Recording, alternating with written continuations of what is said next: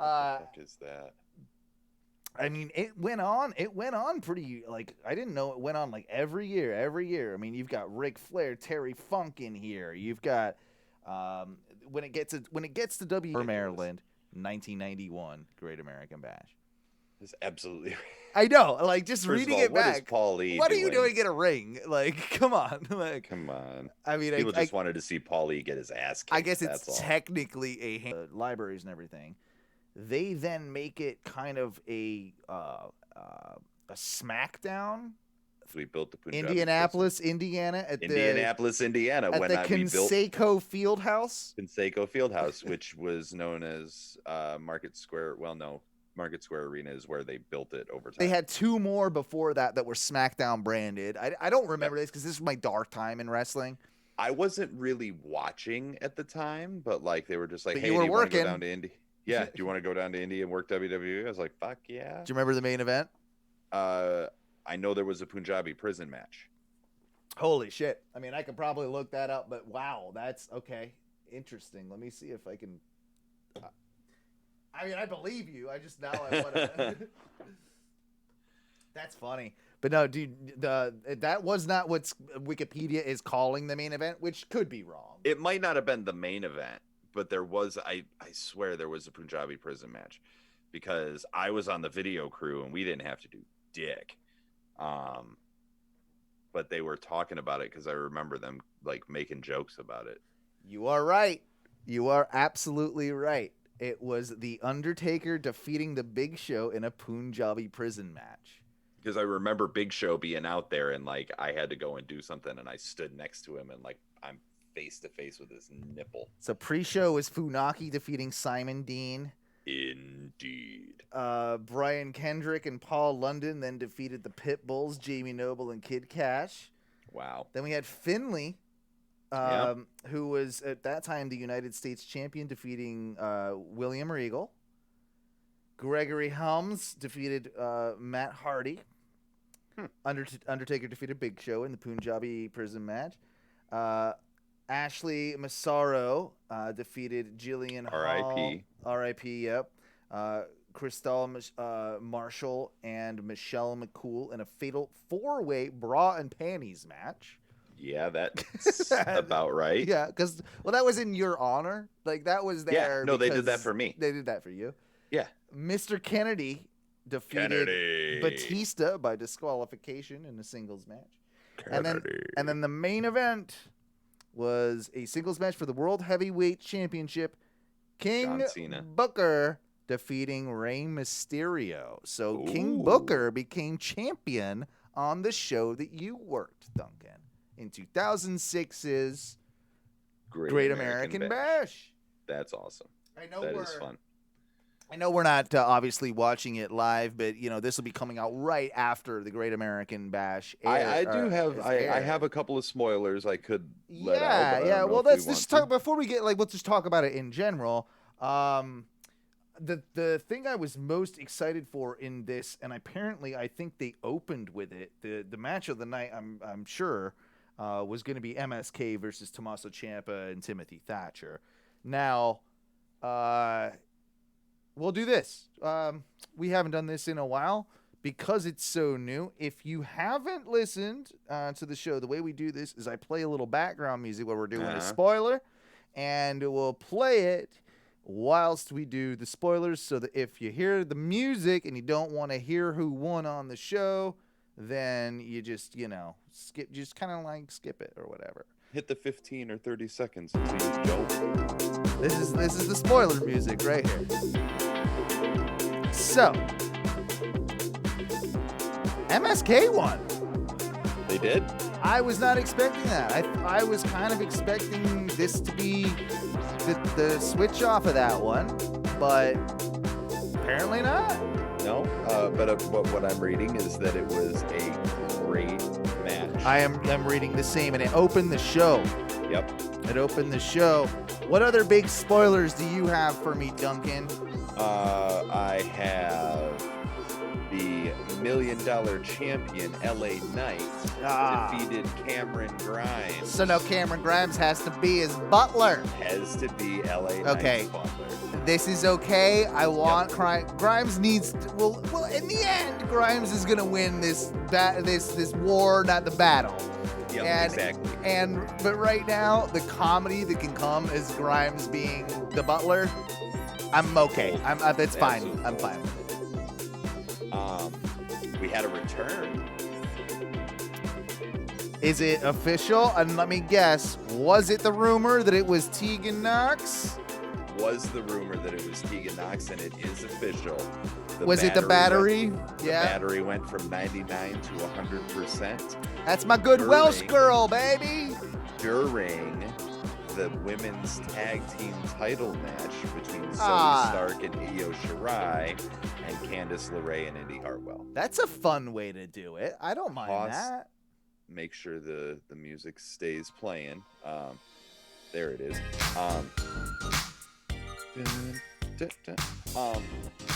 So her return is what led to them losing the titles and Io Shirai and Zoe Stark winning the titles, which makes me believe.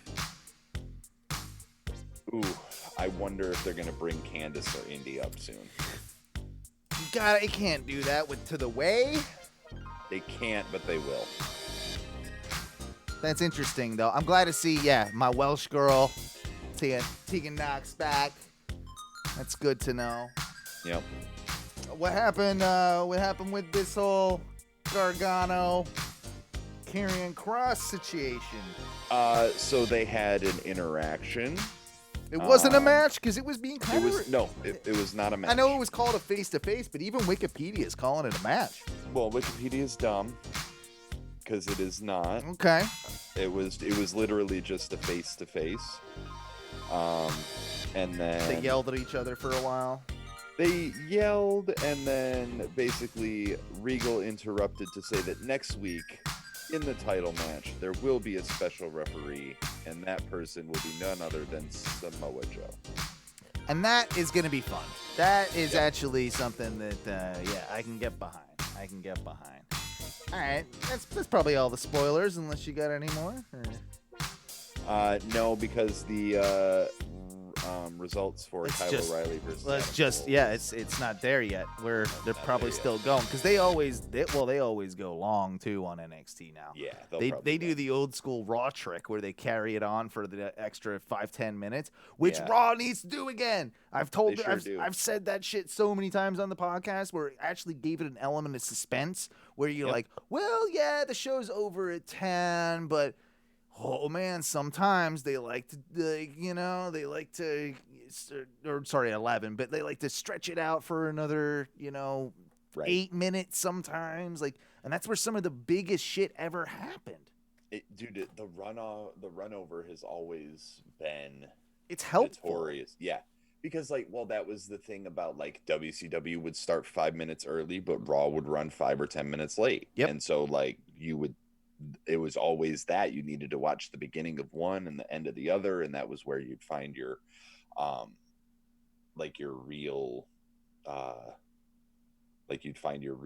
the sort of cliffhangers, if you will, and the big things that people are going to be talking about the next day. So dude, in my of course little bit of research and flipping through the Great American Bash's history and sort of just there's been so many amazing matches. I mean, we had Triple H versus Edge in 2008, for instance. We had We had and the WCW days are probably my favorite.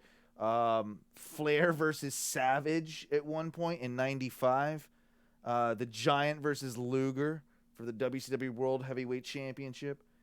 Diamond Dallas Page versus Savage in a Falls Count Anywhere. Wow. Sting versus the Giant. Nash versus Savage. That was probably when Nash was booking himself. I would imagine so, yes. Yeah. Jeff Jarrett versus Kevin Nash for the WCW World Heavyweight Championship with Ernest Miller as special guest enforcer. The cat. Yeah, the cat was this. Oh my because God. that happened in 2000. Jesus. And then let's not forget that last goddamn year, bro. This Oh, was the yeah. night that Keith Lee took both the belts. Like he beat Adam Cole You're to right. take. I mean, I only know it The- because of Wikipedia, but you No, know, but it was the NXT. Yes. He won the NXT title while being the North American champion. Yeah. And we haven't even talked about that. Even that last week we had a surprise right after like we were getting off the air that Bronson Reed had lost his title to Swerve. Yeah. That's Yep. got to. I mean, all of this to me is Vince wants Bronson Reed. Like he saw him on a main event thing and was just like, yeah, I need that guy. So let's Dude, get he's him up big there. and he moves like he weighs 100 pounds less. Swerve's a good choice too, and I like the rumor is, and I think it's shaping up that Escobar will be his next opponent. Like like they're gonna have a thing. That's a good chance for Escobar to go completely face. Yeah. And I think that would be the move. And then I think you bring Escobar up too. Oh, dude, I could see it. Like Escobar's money. The whole Legado del Fantasma is great, and I can see Legado feuding with Hit Row and being very effective at it. What happened to Garza? Did he get let go? No, I don't he's know. I still don't think around. he did, right? I don't No, think he he's did. still around. All right, good. Thank fucking God, because you could do something with him too. I know it's like just being stereotypical of putting the luchas together, or the more Mexican talent together, but it happens. Like that's kind of the way they look at it. And I'm like, no, Right. I'm booking in their eyes, not mine. Right. But that sort of works too.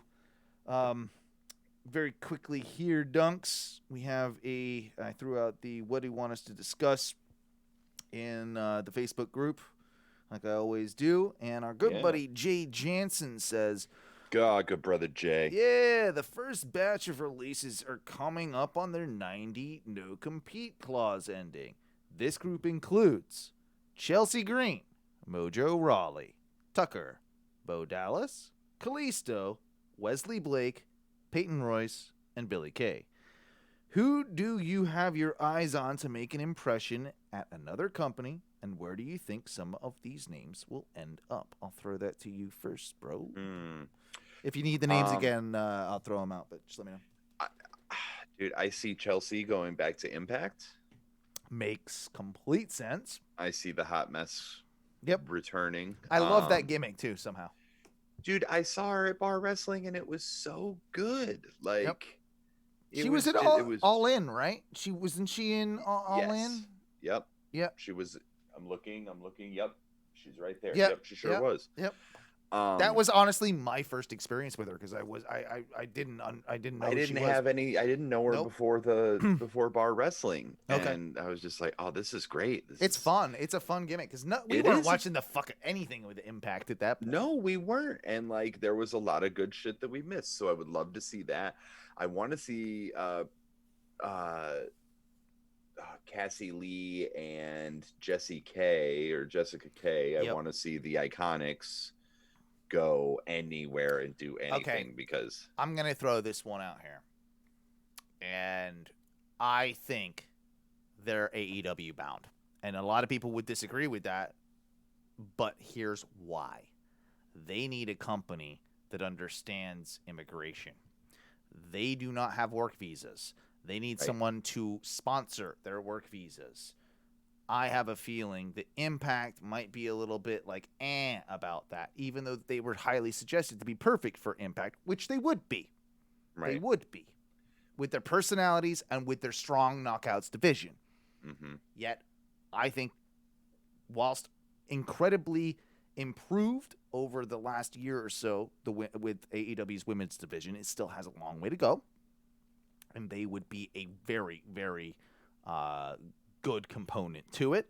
And I think that Tony Khan, with his extensive experience in dealing with both like British football players and all that, he understands work visas. And if he sees anything in those two, he'll be like, I'll help you out. I got the money. And that's also a thing for Chelsea Green because she's Canadian. I forgot about that. Yeah. So she's Canadian. A little Ryder, easier, but like to you know. Yeah, but she still needs a work visa because her and Ryder aren't married. Right. They announced their wedding. Sure, but that's it's not till New Year's, is apparently. So right. Yeah. So it and then it still takes time. By the way, if you understand anything about immigration, you're still looking at like another 6 months to a year of probably not having the ability to work in the country without some sort of weird, exception or something, along those lines. Exactly. It's not just like you marry an American and all of a sudden everything's fine. You still got to register and log all that shit. Yeah. I don't know. Bo Dallas could do some things. I think, man. But also, Bo Dallas has his real estate license now and is not. I don't think he's really too concerned if he doesn't wrestle. Who was he? We talked about this before, but who was he? Liv. He's apparently with Liv, living on a farm. They live in on Tennessee. a farm together. Yep. Good for you, bro. Good for you. Right. Good. Well done. Go just do real estate. If you don't want to do wrestling, that's fine. But I still, I don't know. Bring Bo Rotunda into any indie, and it's going to main event the show. You can, the Bo leave thing will always. Yeah. Yeah. I think he's going to probably do it sort of more part-time. I don't know. I don't know what the guy wants to do, but I would love to. Honestly, I'd love to see him in Impact. He seems like he would fit perfect. And if you're in Tennessee already, no, they're in Florida. Their farm is in Florida. Oh, my bad. I thought for some reason, I don't know why that popped in my head. I thought they were in Tennessee. No. They live somewhere in the Florida. That or Bray is able to get him a job again as part of something with another reinvention of his character, which we've wanted for years, or I still want them to work together. But how long has Bo been with WWE?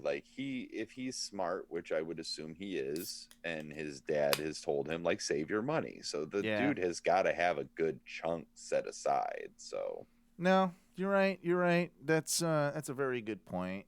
Who are some of the other names? Mojo's on that list. Mojo's an Impact guy. If he ever wants to wrestle again, I mean, Mojo's an Impact guy. He'll make money on the indies. He'll make money on the. I could see them potentially doing something with him in New Japan Strong. I wouldn't hate that. And as much as we've given Mojo a lot of shit over the years on this podcast, he's more talented than we've given him credit for. Absolutely. It was only really the gimmick that we were probably, doubting. The dude's a specimen. Yeah. Here's what I would love to see. Right now in Ring of Honor, Vincent Marseglia, the Horror King, is doing this sort of very 70s Charles Manson-y kind of gimmick. Gotcha. And he's got a couple of they're called the Righteous. And so it's him, Tyler Bateman, I don't know the girl's name, and Bobby Dutch, also known as Bill Carr. So just really quickly, Ring of Honor are putting on live shows in front of crowds, or how are they? Not yet. I haven't seen any. I haven't seen anything. So it's still empty. Okay. This weekend, I believe, or whenever their next pay-per-view is, the Best in the World or Slammiversary. Yeah. Slammiversary is their first show back with fans. Well, Slammiversary's Impact. That Ring of Honor is Best in the World. Best in the World. Yeah. So Best in the World. At Best in the World, they will have fans back, and then they have fans from then on. And that's where? I know I'm quizzing you here. I'm just you catch up on Ring of Honor from what, High Spots Network? No, I catch up on Ring of Honor through just Twitter or the Wrestling Observer, or just stuff like that. Yeah, it's been the one that I've not really stayed much in connection with. Baltimore. It's in Baltimore. I did in hear 5 days. I did hear that PWG is starting to ramp up. That they're PWG is coming back, so they're coming back August 11th, and they're going to be at the Globe, which is where Kelsey and I saw them, and they are. This is what I love. They're doing the Mystery Vortex. the hell's that? You know about the Mystery Vortex? Zero clue. So AEW, this will be Mystery Vortex 7. Okay. Not AEW. Nothing is announced before. No wrestlers are announced. No matches are announced. Nothing is announced. Wait, what? This is Ring of Honor? This is PWG. PWG. So this will be PWG. You said AEW, so it confused the hell out of me. Sorry. Yeah. It's all good. So PWG's first show since 2019. Oh, it is. I would think so. Yeah. Like they may have gotten 1 or 2 events Right. off in 2020, but not much. So the Mystery Vortex, nothing is announced. The matches and the competitors are announced when they walk down to the ring. That's cool. That's kind of a Royal Rumble feeling in a sense. Except like, it's, but like it's every match. matches. Yeah. And then like you'll have intergender Holy matches shit. and like a lot of exactly. a lot of that. Yeah. Yep, 100%. So like that's going to be really cool. good. The PWG World Champion is Bandito. It's also hell as a promoter, I would imagine. Like, okay, so I got a show, but I can't announce any of the names here. Like, Yeah, but it's PWG. Yeah, they sell out regardless. It sells out because of the brand. Yeah, exactly. Yeah. Because they've put on enough. Like, they couldn't obviously do a Mystery Vortex if they were a brand new company, but because they've got the cred. So that's gonna be. But the interesting thing is technically the PWG Tag Team Champions is MSK. Oh. So yeah, are they allowed to go do that, or have the belts been vacated? Right, Are they we going don't know. to do like some sort of like, well, obviously the PWG Tag Team titles have been vacated due to the Rascals no longer being able to defend them. Or do they do like a maybe the Rascals aren't the Rascals anymore? Exactly. So yeah. Maybe what they do, the Mystery Vortex is all tag team matches to crown the new tag team champion. I love that idea, and I think we'd all watch the fuck out of that. I think that's a really good way to showcase a whole fuck of a lot of talent, have a lot of banger ass matches, and then also still progress your without a doubt. I also just want to like quickly mention how great it is to see that the world is opening up and these indies are coming back, and it's going to give so much more attention to like wrestlers that have sort of contracts in areas and all that. And I saw that Cesar Bononi threw out on his Twitter today that Cesar, I guess, Bononi, whatever, that he's like, hey, I want to book some indies. GCW's like, over here, right? Like, of course, shit like that is cool as fuck to see. Even though that's kind of comical as a fit, but it's great to see that talent can start. I mean, Matt Cardona is going and wrestling a match at GCW, and I got something funny with that one too. But go ahead. And so here's what where I was going with the whole Ring of Honor thing. So they're doing this. Yeah, sorry, I sidetracked you. No, it's fine. They're doing this whole Manson family gimmick where Vincent is the leader and his whole he's feuding with Matt Taven. I would love to see Mojo Rawley in a complete 180 gimmick shift and have him show up as part of the Righteous, attack Matt Taven, and be one of the dark followers of Vincent as sort of this culty that could be cool. Dude, I could see it working so well, especially knowing the Ring of Honor product and knowing Vincent and knowing the Righteous. I'm like, man, he could really make that work. Like, Give Mojo a chance, god damn Yeah. it. Give Mojo a chance. No, Absolutely. I think that there's a future in him. I think there is too. What What other questions do we have? Kalisto, there's Kalisto, Tucker, Kalisto and could Wesley Blake. I don't care about Tucker, and I don't care about Wesley Blake. I'm sorry to No. either of those. Kalisto either goes back to Mexico. Unless you do Blake and Murphy somewhere when Murphy gets, his 90 days up. I guess you could do that, but Murphy's the better of the two, so it's not really. And Alexa Bliss was the heart of that tag team. Anyway. Yeah. Kalisto, I think, either goes back to Mexico and does CMLL or AAA, or he goes. I could see him potentially joining New Japan Strong. I think he could do that, but I think New Japan Strong. Or I could see him joining with Roosh in the New Japan or in the. I don't mind that. So we'll see. Tucker, you'll see him down at your local Subway. He'll be eating the non-tuna. Yeah. Something like that. Oh, poor Tucker. Like, no, I feel bad. Like, I don't want to. Actually, I like Tucker. Yeah, I don't even mind. His first post that when he got fired was literally just like a picture of him in a golf outfit, like smoking a big fat joint. No, that makes me cooler. Yeah, that makes him cooler. Exactly. So I'm just like, all right, Tucky's fine. All right, Tucky, you got it. You're all right. We're getting close to the end of the show here, and we're we'll get the end of the show. We'll get the update of the Adam Cole Kyle O'Reilly match. Yeah. But before we do, Duncan, I got a Hall of Fame for you. Shit. Yeah, I got a Hall of Fame. I got a Hall of Fame. This is the game that we play, me and Duncan, and I don't know if anybody likes it but us, but I like it, so we're playing it. And every once in a while, I'll throw out a WWE Hall of Fame class.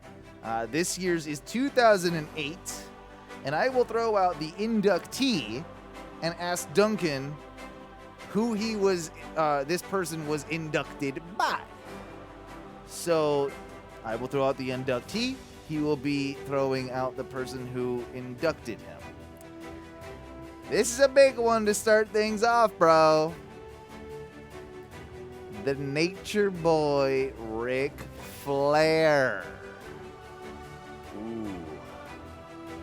All right. First thing that comes to mind is Triple H. God damn it. Yeah. I mean, why wouldn't Trips have to, Come on. The greatest of all time? Of course Trips has to induct them. Well, and Trips is sort of responsible for that second renaissance of Flair. It's fair. It's fair. So. It's fair. Hi, Chief Peter Maivia. Did Rocky induct him? Yes, he did. You're 2 for 2. 2 for 2. All right. The one and only Mae Young. Ooh. This one's tough, but you'll get it if you think hard enough. Was it Moolah? It was a male. I'll give you that clue. Okay. That's your only clue. That's your only clue. Mark Henry. Such a good guess, but not the case. Do you want the answer? Yes, I would love it. Pat Patterson. Okay. All right. Makes sense. Yeah, it does. I wanted it to be Mark Henry. I wanted it to be the Hand, actually. Eddie Graham.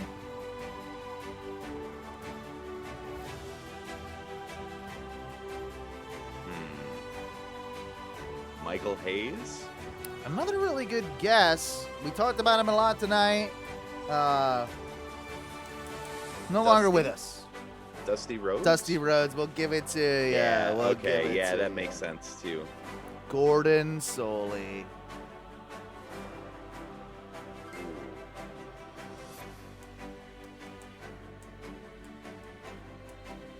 Mean Gene Okerlund. Very, you're in the ballparky type thing. It wasn't a wrestler. It wasn't a wrestler. Ooh. Huh. All right, hold on. Gordon Soley. Gordon Soley. My only other guess is Bobby Heenan. you're so goddamn close in like your mindset and your thought process. But Jesse the Body Ventura. Jim Ross. No, because Jim Ross. Jim Ross. Jim Yeah. Ross. Okay. Jim Ross. I was going to. You're doing good. You're doing real good though. You got 3 out of 5 on this one. That might be your best score. We got one more, and we'll see if you get it. Ooh. I think this would make it your like strongest. I can't remember. Strongest Hall of Fame. I can't remember. I've had a couple of good ones. Yeah, this is still pretty good. The Briscoe brothers, Jack Briscoe and Gerald Briscoe. This is probably the hardest of the bunch. Ooh. Yeah, I can see his brain like hurting. Yeah. Yeah, I know. Think cowboy hat. What's that? Think about a cowboy hat. Well, we already had Jim Ross, so not gonna be good old JR. JBL. Yes, it was. All right. Yes, it was. Sort of a giveaway. Sort of a giveaway, but we'll give it to you. No, the only other cowboy hat that it could have been, you know? Yeah. Yeah. Again, I kind of gave that one away for you. But No, but I mean, otherwise, like the first thing that comes to mind when you think of the Briscoe brothers is Vince, right? Because of Jerry being the stooge and all that. So, yeah. But Vince only comes out for like the big ones. So, yeah, well, we'll have to tally that up actually when we're done, like with all of like until we catch up with all the Hall of Fames. We'll have to tally up eventually, like how many has Vince actually done? Because to this point, I think it's probably maybe 2. Like, and we're up to 2008. Like, right. It's so we still got quite a few years, but.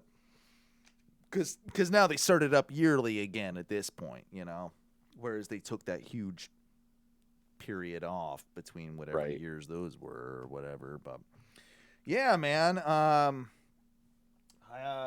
pretty happy with your progress of the, you know, and honestly, no, tonight's been a really good show. I've had a lot of fun. And there was something, God damn it, there was something quick I wanted to mention. It was, speaking of Vince, that's what it was. And of course he does. But the reports are coming out that he absolutely loves the Eva Marie dewdrop Piper Niven storyline. Of course he does. Which credit where credit's due. Eva Marie killed it on Twitter today, and it annoyed me. Did you see what she said? No. She basically was bragging. She's like, I don't care what any of you say.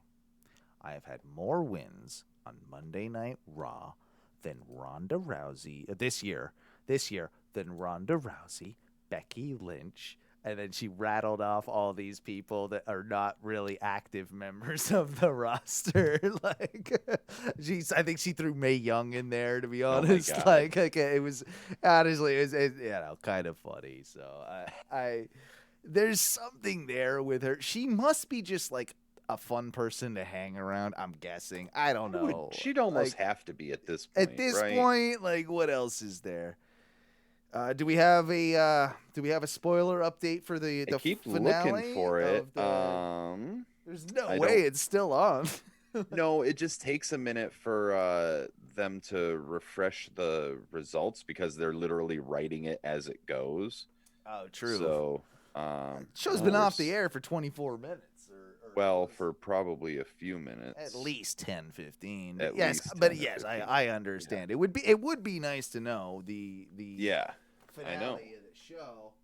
I'm still surprised. I'm like the Thatcher. Like, I honestly thought the MSK dropping the belt, like which they didn't. Adam Cole defeats Kyle O'Reilly. Okay, God damn it, cool, Kyle, get your shit together. You always lose. Right. Come on. He's my boy, and trust me, I love Adam Cole too. But come on, get it together. Yeah. But yeah, I thought that this was going to be the Ciampa Thatcher thing, like beating MSK, I thought that was going to be a way to bring up MSK because I could see them wanting to do that with all the tag teams they've let go and all the lack of them and just like and MSK. Well, and apparently NXT fans hate MSK anyway, so like NXT fans in the CWC hate correct MSK, and I don't understand why, because there's like a dozen of us in there every time. We're just like, we fucking love these kids. I don't know what's wrong with you assholes. We've theorized that it's kind of the Impact stigma, like that there's something there because they're not super over on Cross either, who had that, or LA Knight, or like there's I mean there's probably a few. The only Impact wrestler that they've ever been super high on was AJ. Yeah. And I think that's because he didn't even go to NXT. He went straight to the main roster. Exactly. Like, I can't think of any other. Was Grimes ever in Impact or TNA? He was. So maybe that might be an exception too, but completely different character. Yeah, he was a smarmy ass heel, and when they would introduce him at PWG, they would introduce him as TNA television star or Impact Wrestling star, Trevor Lee. I love it. Yeah. It's like the old days when Shawn, like some of it was real, but some of it wasn't, obviously. But like, the announcements would come on of Shawn Michaels has left the building. You know, like the old Elvis announcement and everything. Like, it's so good. Yeah, like the perfect smarmy heelness. But yeah, dude, like that. And they used to boo the shit out of it. Ladies and gentlemen, please welcome Impact Wrestling superstar Trevor Lee. And they're just like, boo. I'll let the fans know at the end of the show here that I have heard like some little birds chirping around me, and I do have some connections in the entertainment scene. These are not wrestling connections, but they are connections in the entertainment scene. And they're very unsure of exactly what this is, and I can't mention any names, but there is some rumor and innuendo that there's a possibility of the Universal Studios backlot and its sound stages being used again to tape a professional wrestling product. This is exciting in a number of ways because obviously our first thought goes back to TNA when they were there. And then you think of, well, who else is in town here in Orlando? Because it could be maybe an NXT type situation. Maybe it's a completely other company. Maybe it's a complete independent. Who knows? But I thought that was interesting. Speaking of, I want to just quickly promote a friend of the show's wrestling show. This is coming up very soon. I don't have the exact date, but if you look it up, it's a Atomic Wrestling Atomic, what is it? Atomic something. Wrestling. I'm fucking it all up. But this is the greatest plug ever. But he ain't paying nothing for this. I'm just like trying to help a guy out. But the main event did crack me up. It's the Headbangers versus Matt Cardona and what's his goddamn face? Brian Myers. Brian Myers versus the newly, I forgot what they called him, but the Ascension in a three-way tag match. No shit. Yeah. That's in Melbourne, Florida. Look up Atomic Revolution Wrestling. There you go. Atomic Revolution Wrestling. You'll find it. I think it's coming up in a couple weeks or a week or so. Are we going to go? I'm thinking about it. That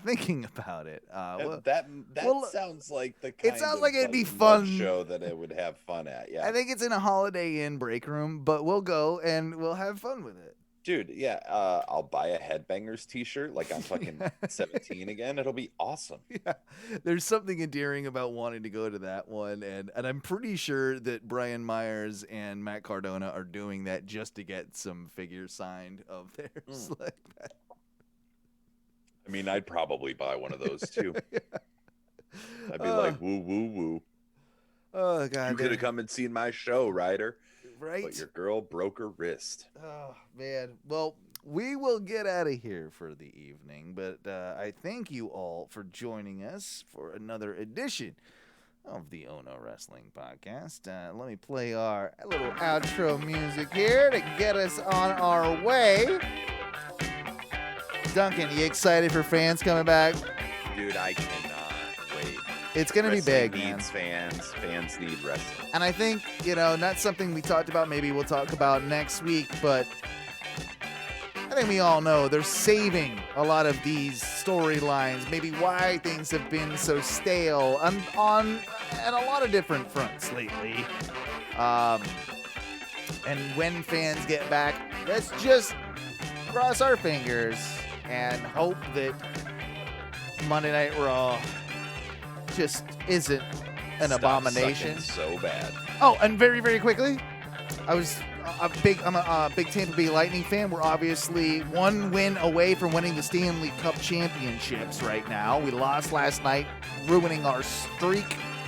But we were in Canada, and whoever is the Montreal Canadiens sound guy loves to play all the drops of all the wrestling themes. We've had Triple H, we've had Stone Cold, and last night, Kenny Omega, his AEW theme. So we got a wrestling fan up there, and if he's listening, you know what he would say to us, Duncan?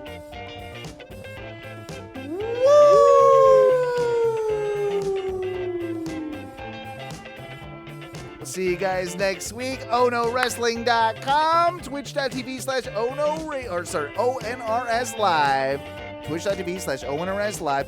If you want to leave a voicemail, 407-906-6466. Instagram @Ohno Wrestling. Find us on Facebook. You know how to do that. Just type in the thing. We love you, and once again, we'll do it twice.